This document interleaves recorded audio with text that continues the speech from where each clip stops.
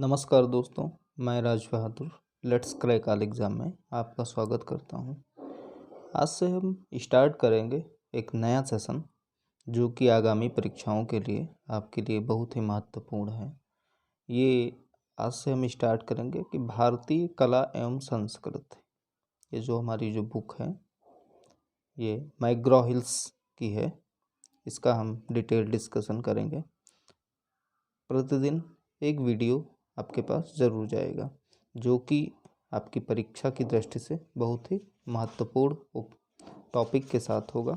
ये detail discussion किया जाएगा और उसके बाद आपको उस टॉपिक के महत्वपूर्ण प्रश्नों को भी कराया जाएगा। तो आइए देखते हैं क्या है हमारा टॉपिक। ये इसमें जो है भाग डिवाइड कर दिए गए हैं इस बुक में, जिनके बारे में आपको हम भागों को बता दें कितने भाग हैं। इस बुक को 4 भागों में बांटा गया है, मतलब इसमें जो भी टॉपिक्स हैं 4 भाग डिवाइड कर दिए गए हैं। पहला भाग है दृश्य कला, दूसरा है प्रदर्शन कला, तीसरा है भारत की संस्कृति और अगला है भाग डी परिशिष्ट। तो आज से हम स्टार्ट करेंगे भाग 1 के टॉपिक भारतीय वास्तुकला, मूर्तिकला एवं मृৎभांड। तो अगर ये वीडियो आपको अच्छा लगे तो इसे लाइक और शेयर ज़रूर। तो आइए देखते हैं इसका परिचय कि वास्तुकला और मूर्तिकला क्या है। तो पहले तो हम आपको बता दें कि वास्तुकला और मूर्तिकला क्या है, फिर इसके हम अंतर को देखते हैं। तो वास्तुकला यानी आर्किटेक्चर शब्द, यानी वास्तुकला को आर्किटेक्चर के नाम से भी बोला जाता है। ये लैटिन शब्द टैक्टन से व्युत्पन्न है, यानी टैक्टन से लिया गया है, जिसका अर्थ है बिल्डर यानी निर्माता। अतः जब से आदिकालीन मनुष्यों ने अपने लिए आश्रय का निर्माण करना प्रारंभ किया, वही से वास्तुकला विज्ञान का प्रादुर्भाव हुआ है। यानी आदिकाल के मनुष्यों ने जब से अपने रहने का निर्माण किया स्वयं से, तो उसे ही वास्तुकला यानी आर्किटेक्चर के नाम से जाना गया। और वही दूसरी ओर मूर्तिकला यानी स्कल्पचर जो भी हैं, तो ये शब्द प्रोटो इंडो यूरोपीय PIE प्रोटो इंडो यूरोपीय मूल केल से लिया गया है, जिसका अर्थ है काटना या फाड़ना। मूर्तियाँ कला की लघु रचनाएं होती हैं। ये या तो हस्त निर्मित होती हैं या उपकरणों से बनाई जाती हैं और अभियांत्रिकी व मापन की तुलना में सौंदर्य शास्त्र से अधिक संबंध रखती हैं। तो आइए देखते हैं मूर्तिकला और वास्तुकला के बीच का अंतर क्या है। तो अब देखिए, जो इनका आकार और विस्तार का अंतर जो होता है, तो वास्तुकला में भवनों के डिजाइन और निर्माण को संदर्भित करता है, जबकि मूर्तिकला में मूर्तियां कला की अपेक्षा लघु त्रिआयामी रचनाएं होती हैं, यानी 3D फिगर उनका होता है। प्रयुक्त सामग्री में देखते हैं तो वास्तुकला के सामान्यतः पत्थर, लकड़ी, कांच, धातु, रेत आदि जैसी विभिन्न प्रकार की सामग्रियों के मिश्रण का उपयोग किया जाता है। मतलब आप समझ सकते हैं कि बिल्डिंग मटेरियल में, मतलब बिल्डिंग कोई बनाने में जो भी मटेरियल यूज किए जाते हैं वही वास्तुकला के प्रयुक्त सामग्री हैं। और जबकि मूर्तियाँ यानी मूर्तिकला में, तो मूर्तियाँ सामान्यतः एक प्रकार की सामग्री से ही बनी होती हैं, ऐसा माना गया है। इसका देखते हैं सिद्धांत क्या है। तो सिद्धांत में वास्तुकला में अभियांत्रिकी और गणित के अध्ययन का समावेश होता है। इसके लिए विस्तृत और सटीक मापन की आवश्यकता होती है, जबकि मूर्तिकला में रचनात्मकता और कल्पना का एक समावेश होता है और यह सटीक मापन पर बहुत अधिक निर्भर नहीं होता है। जैसे तो वास्तुकला के उदाहरण देखते हैं। तो वास्तुकला में जैसे आपका ताजमहल हुआ, लाल किला हुआ, या फिर जो भी प्रसिद्ध इमारतें हैं या जो भी आप समझ सकते हैं एज अ बिल्डिंग, तो वो वास्तुकला है। और जबकि मूर्तिकला में क्या है, तो मूर्तिकला में नटराज, नर्तकी की कांस्य मूर्ति, ये सब मूर्तिकला के उदाहरण हैं, यानी जो भी मूर्तियाँ निर्मित होती हैं। आइए देखते हैं भारतीय वास्तुकला के बारे में। तो भारतीय कला और वास्तुकला की कहानी विकास की कहानी है।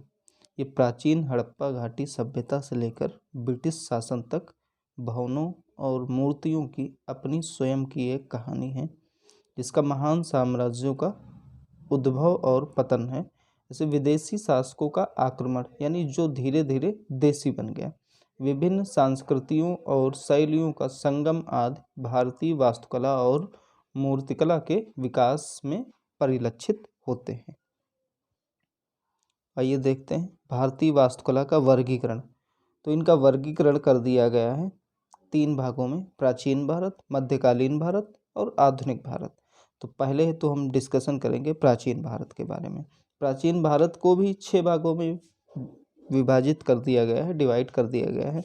पहला है हड़प्पाई कला, मौर्यकालीन कला, मौर्योत्तर कला, गुप्तकालीन कला और दक्षिण भारतीय कला। जबकि मध्यकालीन भारत में दिल्ली सल्तनत है और मुगल काल है। जबकि आधुनिक काल में इंडो गॉथिक शैली और नव रोमन शैली है। तो हम डिटेल डिस्कशन आज करेंगे हड़प्पाई कला का। आइए देखते हैं हड़प्पाई कला और वास्तुकला। तो ईसा पूर्व 3री शताब्दी के द्वितीय अर्धांश में सिंधु नदी के तट पर एक समृद्ध सभ्यता का प्रादुर्भाव हुआ है, जो आगे चलकर उत्तर पश्चिम और पश्चिम भारत के विशाल भाग में फैल गई है, जिसे हड़प्पा सभ्यता या सिंधु घाटी सभ्यता के रूप में जाना जाता है। जीवंत कल्पना और कलात्मक संवेदनशीलता इस प्राचीन सभ्यता की विशिष्टता थी, जो उत्खनन स्थलों पर पाई गई। अनेकानेक मूर्तियाँ, मोहरें, मृदभांड और आभूषण से प्रकट होती हैं। यह आपने देखा भी होगा, क्वेश्चन पूछे जाते हैं कि जो हड़प्पा सभ्यता थी, हड़प्पा की खुदाई में ये मूर्तियाँ कहाँ पर कौन सी पाई गई हैं, मोहरे भी, मृदभांड भी, तो उनका उल्लेख किया गया है, उनके बारे में हम जानेंगे। तो सिंधु घाटी सभ्यता के कुछ महत्वपूर्ण स्थल और उनकी पुरातात्विक प्राप्तियां हैं, उनको देखते हैं। तो वर्तमान में पाकिस्तान में हड़प्पा यानी रावी नदी के तट पे है ये विशाल चबूतरों वाले 6 अन्नागरों की 2 कतारें, लिंग और यौन के पाषाण प्रतीक, मातृ देवी की मूर्ति, लकड़ी की ओखली में गेहूं और जौ, पासा, ताम्र, तुला और दर्पण पाए गए हैं। और इसके अतिरिक्त कांस्य धातु की बनी हिरण का पीछा करते हुए कुत्ते की मूर्ति और लाल बलुआ पत्थर से बना पुरुष धड़ खुदाई से प्राप्त किए गए हैं। जबकि वर्तमान पाकिस्तान में मोहनजोदड़ो, जो कि सिंधु नदी के तट पर है, गढ़ी जिसको कहते हैं, ये वृहत स्नानागार, वृहत अन्नागार, दाह संस्कार पश्चात समाधान, दाढ़ी वाले पुजारी की मूर्ति, नर्तकी की प्रसिद्ध कांस्य मूर्ति और पशुपत मोहरें यहाँ से प्राप्त हुई हैं। जबकि गुजरात के धौलावीरा में विशाल जलाशय, अद्वितीय जलदोहन प्रणाली, स्टेडियम, बांध और तटबंध, विज्ञापन पट्टिका की भांति 10 बड़े आकार के संकेताक्षरों वाला अभिलेख प्राप्त हुआ है। जबकि गुजरात के लोथल, जो सिंधु घाटी सभ्यता का मानचेस्टर जिसे कहा गया है, तो ये समुद्री व्यापार का महत्वपूर्ण स्थल, गोदी, सौदाह के अवशेष को दफनाने की प्रथा, धान की भूसी, अग्निवेदिकाएँ, चित्रित भांड, आधुनिक शतरंज और घोड़े और जहाज की टेराकोटा आकृति, जो 45 अंश, 90 अंश और 180 अंश कोण मापने वाले उपकरण यहाँ से प्राप्त किए गए हैं।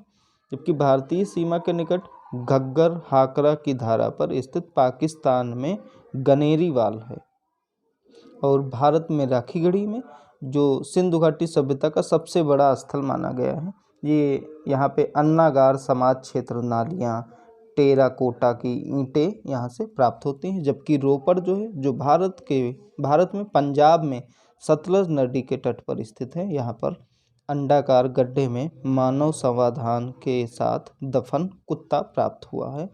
जबकि राजस्थान में लोथल और कालीबंगा से चूड़ी कारखाना, खिलौना गाड़ियाँ, ऊँट की हड्डियाँ और अलंकृत ईंटें और गढ़ी और निचला नगर यहाँ से प्राप्त किया गया है। जबकि गुजरात में सुरकोटदा से घोड़े की हड्डियों का पहला वास्तविक अवशेष प्राप्त किया गया है। और हरियाणा में बनावली से सूखी हुई सरस्वती नदी पर खिलौना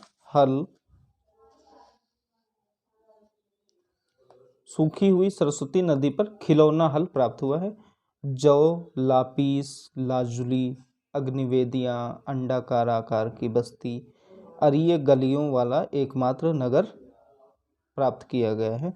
जबकि उत्तर प्रदेश की आलमगीर, जो मेरठ उत्तर प्रदेश में है, ये यमुना नदी के तट पर सिंधु घाटी सभ्यता का सबसे पूर्वी स्थल माना गया है। यहाँ से प्रमुख खोजें की गई हैं कि तांबे के बने हुए टूटे फलक, मिट्टी की बनी वस्तुएं और नांद पर कपड़े की छाप प्राप्त की गई है।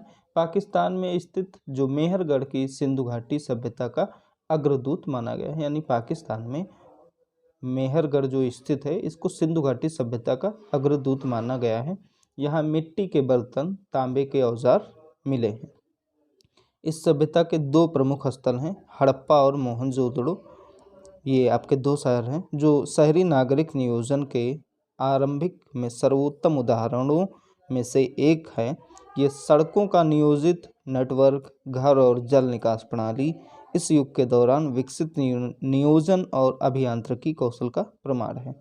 आइए देखते हैं हड़प्पा सभ्यता की वास्तुकला क्या है। तो हड़प्पा और मोहनजोदड़ो के अवशेष नगर नियोजन की उल्लेखनीय समझ प्रकट करते हैं। नगर जो कि आयताकार ग्रिड पैटर्न पर आधारित थे, सड़कें उत्तर दक्षिण और पूर्व पश्चिम दिशा में जाती थीं और एक दूसरे को समकोण पर काटती थीं। विशाल सड़कें नगर को अनेक खंडों में विभाजित करती थीं, जबकि छोटी सड़कों का उपयोग अलग अलग घरों और अपार्टमेंटों, जिसको कहते हैं बहुमंजिला इमारतों को जोड़ने के लिए किया गया था। आइए देखते हैं। उत्खनन स्थलों में मुख्य रूप से 3 प्रकार के भवन पाए जाते थे। पहला निवास गृह, सार्वजनिक भवन और सार्वजनिक स्नानागार पाए जाते थे। निर्माण के लिए हड़प्पाई लोग मानकीकृत आयामों वाली मिट्टी की पक्की ईंटों का उपयोग करते थे। भली भांति पकी हुई ईंटों की कई परतें बिछाई जाती थी, जिसे जिप्सम के गारे का उपयोग करके एक साथ जोड़ा जाता था। नगर 2 भागों में विभाजित था, गढ़ और निचला नगर। तो इस फिगर से आप देख सकते हैं, गढ़ मतलब जो ऊंचे टीले पर स्थित होता है उसको गढ़ कहा जाता था, जबकि जो निचला यानी उस टीले से नीचे हुए भाग को निचला नगर माना जाता था।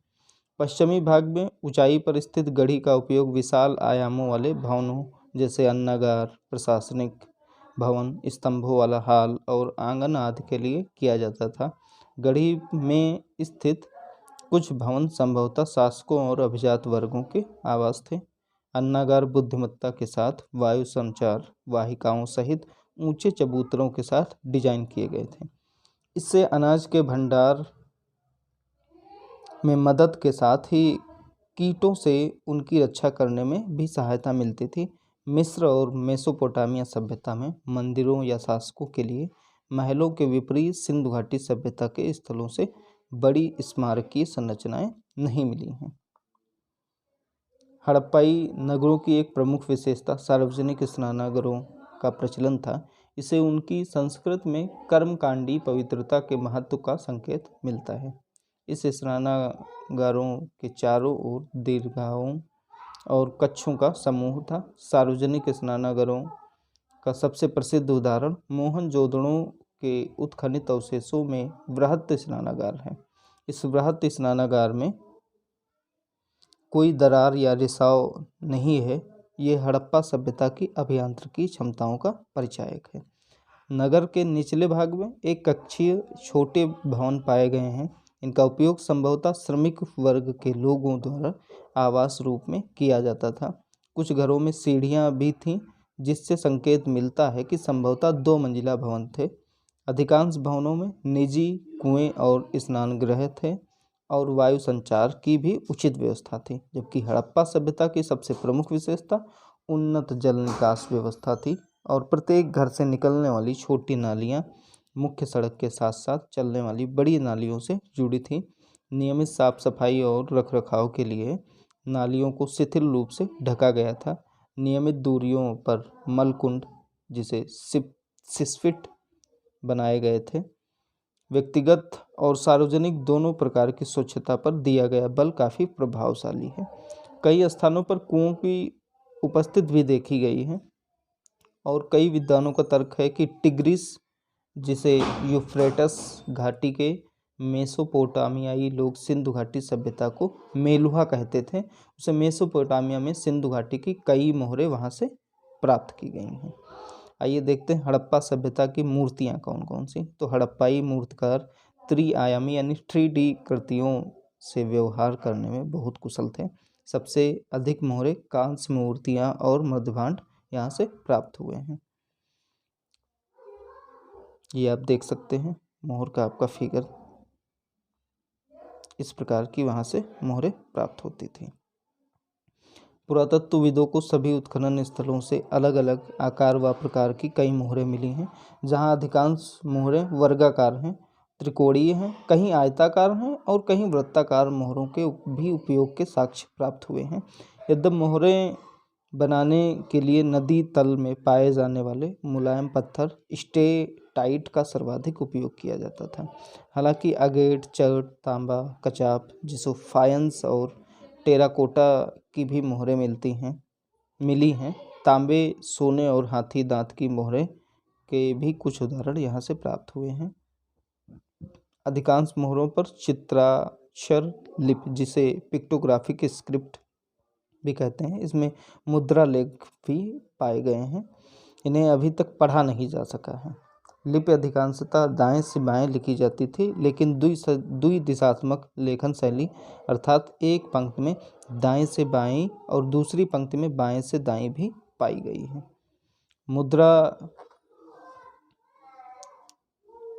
मुद्रा लेख को मिस्सी ने दाएं से बाईं ओर लिखा था, लेकिन द्विदिशात्मक, जो कि दाएं से बाएं एक पंक्ति पर और बाएं से दाएं दूसरी पंक्ति पर, उससे भी मिल गया है। इन पर पशुओं की सामान्यतः 5 आकृतियां भी हैं। इन्हें सतहों का उत्कीर्णित किया गया है। सामान्य पशु रूपांकन कुबड़दार बैल, गैंडा, बाघ, हाथी, भैंस, बायसन, बकरी, मारकोर, साकिन, मगरमच्छ आदि के हैं। हालांकि किसी भी मोहर पर गाय का कोई साक्ष्य नहीं मिला है। सामान्यतः मोहरों पर एक ओर पशु या मानव आकृत है तो दूसरी ओर मुद्रा लेख है, या दोनों ओर मुद्रा लेख है। साथ ही कुछ मोहरों पर तीसरी ओर भी मुद्रा लेख है। कुछ मोहरों पर जानवर की कल्पना की गई है, जिसमें आधा आदमी और आधा जानवर है, और कुछ मोहरों पर स्वास्तिक, जिसे एक्स भी कहते हैं, इस तरह की भी कलाकृति पाई गई है। कुछ मोहरों में कल्पित पशुओं के साथ ही अर्ध मनुष्य और अर्ध पशु आकृतियाँ भी पाई गई हैं। इसमें जो अभी हमने बताया, जैसे कुबड़दार बैल, गैंडा, बाघ, हाथी, भैंस, बाइसन, बकरी, मारकोर, साकिन, मगरमच्छ, ये आपके ऑप्शंस भी दिए गए होते हैं। पूछ लिया जाता है कि किस जानवर के साक्ष्य पाए गए हैं। ठीक है। मोहरों पर मुख्य रूप से व्यावसायिक प्रयोजनों के लिए उपयोग किया जाता था और वे संचार में सहायक होती थी। मेसोपोटामिया में विभिन्न मोहरों की खोज और लोथल जैसे विभिन्न स्थलों से यह तथ्य पता चलता है कि मोहरों पर बड़े पैमानों का व्यापार के लिए उपयोग किया जाता था। एक छेद वाली कुछ मोहरें शवों पर भी पाई गई हैं। इससे पता चलता है कि संभवतः इनका प्रयोग ताबीज के रूप में किया जाता था। संभवतः इनके धारण द्वारा पहचान के रूप में इनका प्रयोग किया जाता रहा है। कुछ मोहरों पर गणितीय आकृतियां भी मिली हैं। संभवतः इनका उपयोग शैक्षणिक उद्देश्यों के लिए भी किया जाता होगा, ऐसा माना गया है। स्वास्तिक सादृश्य डिजाइन वाली मोहरें भी यहाँ से प्राप्त की गई हैं, जैसे पशुपत की मोहर, यूनिकॉर्न वाली मोहर। ठीक है। तो पशुपत वाली मोहर क्या है, ये आपका फिगर बना है, देख सकते हैं। मोहनजोदड़ो से मिली स्टेटाइट की मोहर में पालथी मारकर बैठी मानव आकृत या देवता को दर्शाया गया है। पशुपत के रूप में संदर्भित इस आकृत में 3 सींगों वाला मुकुट पहना है और चारों ओर पशुओं से घिरी है। आकृत के बाईं और दाईं बाईं ओर हाथी और बाघ है, जबकि दाईं ओर गैंडा और भैंस दिखाई देते हैं। आकृति के आसन के नीचे 2 हिरण भी दर्शाए गए हैं। ये आप देख सकते हैं, यूनिकॉर्न की मोहर है और ये पशुपति की मोहर है। ठीक है, आइए देखते हैं कांस्य मूर्तियाँ। तो ये आपका फिगर बना है, तो देख सकते हैं। हड़प्पा सभ्यता व्यापक पैमाने पर कांस्य की ढलाई की प्रथा की साक्षी थी। कांस्य की मूर्तियों को लुप्त मोम तकनीक, जिसे सैर पर्ड्यू का उपयोग करके बनाया जाता था। इस तकनीक में मोम की मूर्तियों पर पहले गीली मिट्टी का लेपन किया जाता था, तब सूखने दिया जाता था। इसके बाद मिट्टी से लेपित मूर्तियों को गर्म किया जाता था, जिससे अंदर की मोम पिघल जाती थी। फिर एक छोटे से छेद के माध्यम से मोम को बाहर निकाल दिया जाता था और खोखले सांचे के अंदर पिघली हुई धात डाली जाती थी। धातु के डंडा ठंडा हो जाने और जम जाने के बाद मिट्टी का लेप हटा दिया जाता था और जैसी मोम की आकृति होती थी, उसी आकार की धातु की आकृति तैयार हो जाती थी। आज भी इसी तकनीक का देश में कई भागों में प्रचलन है। जैसे उदाहरण है तो मोहनजोदड़ो की कांसे की नर्तकी की मूर्ति और कालीबंगा का कांसे का बैल, ये प्रमुख उदाहरण है। ये आप देख सकते हैं नर्तकी की मूर्ति। तो नर्तकी की मूर्ति विश्व की सबसे पुरानी कांसे की मूर्ति है, जो मोहनजोदड़ो में मिली। 4 इंच की इस मूर्ति में आभूषण पहने हुए एक नग्न महिला को दर्शाया गया है। इसमें बाएं हाथ में चूड़ियां और दाएं हाथ पर कंगन और ताबीज सम्मिलित हैं। यह अपने कूल्हे पर दाहिने हाथ रखे हुए है, जिसे त्रिभंग नृत्य मुद्रा में खड़ी है। आइए देखते हैं अगला टेराकोटा। टेराकोटा क्या है? तो टेराकोटा मूर्तियां बनाने के लिए पकी हुई मिट्टी के उपयोग को संदर्भित करता है। ये कांसे के मूर्तियों की तुलना में टेराकोटा की मूर्तियां संख्या में कम हैं और आकार और रूप में भद्दी हैं। इन्हें पिचिंग विधि द्वारा इनका उपयोग करके बनाया गया था और अधिकांशतः गुजरात और कालीबंगा के स्थलों में मिली हैं। सामान्यतः टेराकोटा का खिलौने, पशुओं की मूर्तियां, लघु गाड़ियां और पहिए आदि बनाने के लिए इसका प्रयोग किया जाता था। जैसे मातृ देवी की मूर्ति, सींग वाले देवता का मुखौटा यहाँ से प्राप्त हुआ है, ये आप देख सकते हैं। मातृ देवी की मूर्तियाँ अनेक सैंधव स्थलों से मिली हैं, जिससे इनका महत्व पता चलता है। यह उन्नत वक्ष स्थल पर लटके हुए कंठाहार से सुसज्जित एक खड़ी महिला की अनिगढ़ मूर्ति है। यह धोती, कटवस्त्र और करधनी पहने हुए है। इसने पंखाकार मुकुट भी पहन रखा हुआ है। चेहरे के रूपांकनों को भी बहुत भद्दे ढंग से दिखाया गया है और कुशलता का अभाव है। संभवतः उसकी पूजा समृद्धि के लिए की जाती थी। वह उर्वरता की भी देवी रही होंगी, ऐसा माना गया है। आइए देखते हैं अगला मृदभांड। तो मृदभांड उत्खनन स्थलों से मिले मृदभांडों को मोटे तौर पर 2 प्रकारों में वर्गीकृत किया जा सकता है, सादे मृदभांड और चित्रित मृदभांड। चित्रित मृदभांडों को लाल व काले मृदभांडों के रूप में भी जाना जाता है, क्योंकि इसमें पृष्ठभूमि को रंगने के लिए लाल रंग का प्रयोग किया जाता था और चमकदार काले रंग का प्रयोग लाल पृष्ठभूमि पर डिजाइन और आकृतियां बनाने के लिए किया जाता था। वृक्ष, पक्षी, पशुओं की आकृतियां और ज्यामितीय प्रतिरूप चित्रों के आवर्ती विषय थे। पाए गए अधिकांश मृदभांड चाक पर बनाए गए अत्युत्तम मृदभांड हैं। इसके साथ ही कुछ हाथ से भी बने थे। रंग बिरंगे मृदभांडों के भी कुछ उदाहरण मिले हैं, हालांकि ये बहुत ही दुर्लभ हैं। मृदभांडों का उपयोग 3 मुख्य उद्देश्यों के लिए किया जाता था।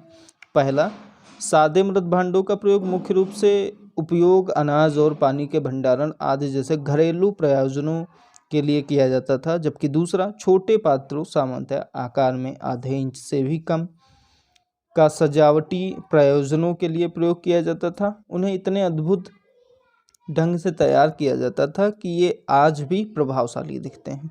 और नंबर 3, कि तल में बड़े छेद और बगल में छोटे छेदों वाले कुछ चित्रित मृदभांड भी होते थे। संभवतः इनका उपयोग शराब टपकाने के लिए किया जाता था। ये आप देख सकते हैं मृदभांड यानी मिट्टी के बने हुए बर्तन, जो कि लाल और काले मृदभांड ये हैं, आप देख सकते हैं। और ये दूसरा छिद्रित मृदभांड से माना गया है। आइए देखते हैं इसमें आभूषण कौन कौन से पाए गए हैं। तो हड़प्पाई लोग आभूषण बनाने के लिए मूल्यवान धातुओं और रत्नों से लेकर हड्डियों और यहाँ तक कि पकी हुई मिट्टी जैसे विविधतापूर्ण सामग्री का उपयोग करते थे। पुरुष और महिलाओं दोनों कंठाहार, पट्टिका, बाजूबंद और अंगूठियों जैसे आभूषण पहनते थे। करधनी, झुमके और पायल केवल महिलाएं ही पहनती थी, ऐसा माना गया है। कॉर्लियन, नीलम, क्वार्ट्ज, स्टेटाइट आज से बने हुए मनके भी काफ़ी लोकप्रिय थे और बड़े पैमाने पर इनका निर्माण किया जाता था। यह बात चूहुंदड़ो और लोथल में मिले कारखानों से स्पष्ट है कि कपड़ों के लिए हड़प्पाई लोग कपास और ऊन का उपयोग करते थे। इन्हें अमीरों और गरीबों द्वारा समान रूप से काता जाता था। तकवी और घिरनी महंगी कचाब जिसे फाइंस के साथ साथ सस्ती मिट्टी से भी बनाए जाते थे। साथ ही बाल और दाढ़ी की विभिन्न शैलियों से यह अनुमान लगाया जा सकता है कि उस समय के लोग फैशन के प्रति भी सजग थे, ऐसा माना गया है। इस प्रकार हम देखते हैं कि हड़प्पा सभ्यता के शिल्पकारों और मूर्तिकारों ने स्थापत्य कला और मूर्तिकला के क्षेत्र में काफ़ी प्रगति की थी। वैज्ञानिक नगर योजना से लेकर कलात्मक आकृतियों के रूप में इस प्राचीन सभ्यता ने कौशल और शिल्पकारिता की विरासत अपने पीछे छोड़ी है। दाढ़ी वाले पुजारी की अर्ध प्रतिमा, जिसे शरीर का ऊपर हिस्सा ही आप देख सकते हैं, सिंधु घाटी की सभ्यता में मिली पाषाण मूर्तियों के सर्वोत्कृष्ट उदाहरणों में से ये एक है। यह तिप्तिया, जिसे टेरीफाइल पैटर्न वाली साल में लिपटे एक दाढ़ी वाले व्यक्ति की मूर्ति है। आंखें लंबी हैं और आधी बंद हैं, जैसे कि वह ध्यान मुद्रा में हो। इस मूर्ति के दाहिने हाथ पर एक बाजूबंद और सिर पर सादी बुनी हुई पट्टिका है। ये आप देख सकते हैं, ठीक है।